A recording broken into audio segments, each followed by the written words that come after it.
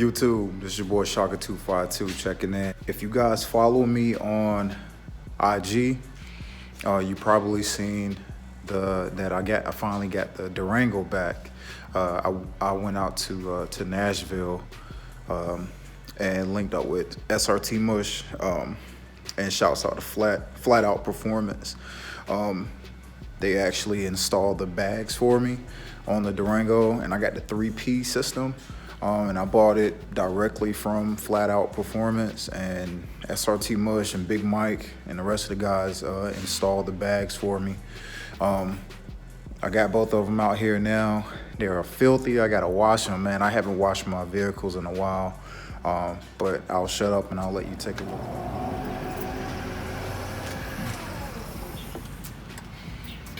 All right, here we go, guys. So it was a hard decision trying to figure out where to place the tank. I'm in a Durango group on Facebook, and I asked everybody in there their opinions if they had bags. A lot of guys put the bags underneath there where the spare tire is. I really didn't want it. I didn't want the tank or the compressor out in the elements, so he installed big boy right here. But you know, it's cool because all I got to do is flip this up and it lifts up, so I can still get to my jack and everything if I need it. But yeah, it's I love it, man. I love it. Let me come around here so you guys can see the stats. Back up. I got it on like 120 all the way around right now. It definitely got rid of my wheel gap, and I am excited to see how this thing looks with the Ferratas on it. So I think if the Ferratas are up here, man, it's gonna be sick. And as you can tell,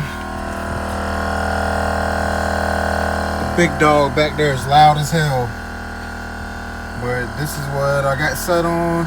I'm new to it, so I'm definitely a noob. So I'm new at this air suspension thing. So I'm supposed to link up with 392 Horseplay sometime, and he's gonna show me how to work the settings. I do have it set where it's rise on start.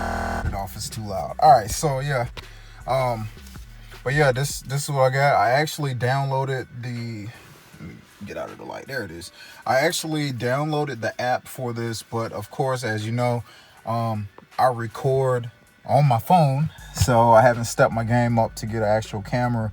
But the app is really responsive. And like I said, I've been playing with this thing, man, and it's awesome. Okay, so if any of you guys out there have a Durango or Jeep or whatever, and you have the Airlift 3P set up, let me know what you guys have your ride height at. The spot I figured out was about 118, 120 all the way around. Is, you know, it rides really comfortable like that, but I want to know what you guys ride on. And as for old Megatron over there, I did not neglect my baby. I still love my car. I drove my car earlier. So the plans I have for the Charger, man, I really don't even want to say everything. I want to just keep it under wraps. But I will put this out.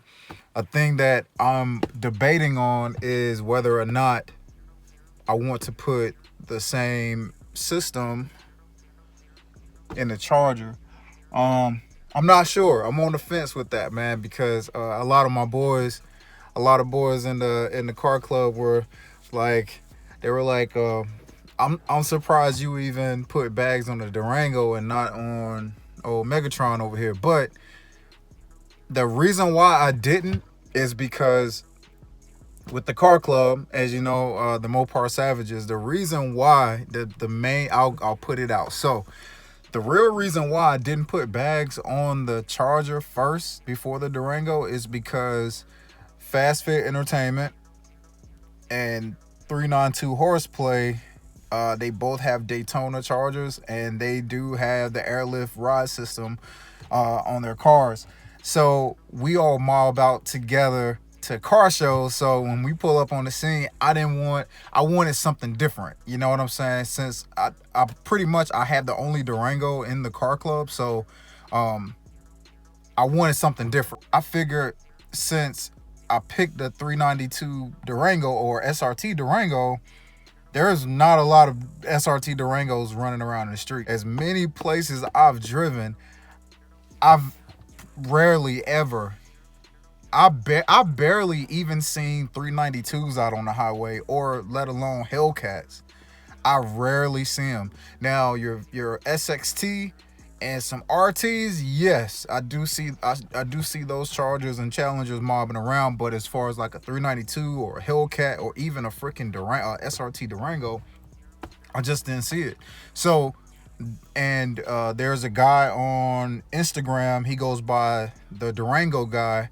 I can't remember his name, but he has the SRT Durango with the twin turbos, and it's bagged and it's got a wrap on it. It's crazy.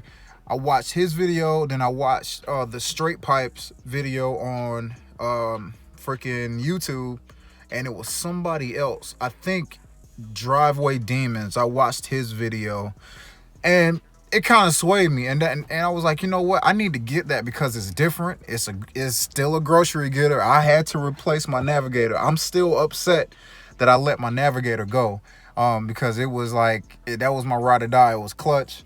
But you know, it was just like little things, little tedious things, man. And I just didn't want to invest in it anymore.